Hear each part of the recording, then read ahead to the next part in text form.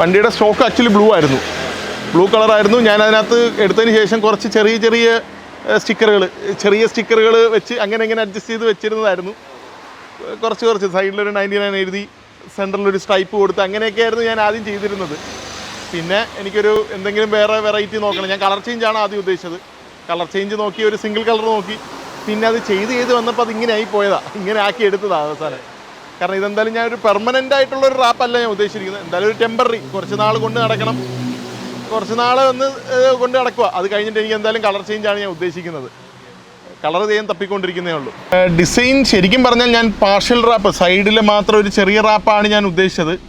അത് ഞാൻ പിന്നീട് എനിക്ക് മനസ്സിൽ നമ്മുടെ റെസ്റ്റഡ് റാപ്പ് ഉണ്ടല്ലോ, ഫുൾ റെസ്റ്റ് തോന്നുന്ന ആ സാധനം ചെയ്യാമെന്ന് വിചാരിച്ചു.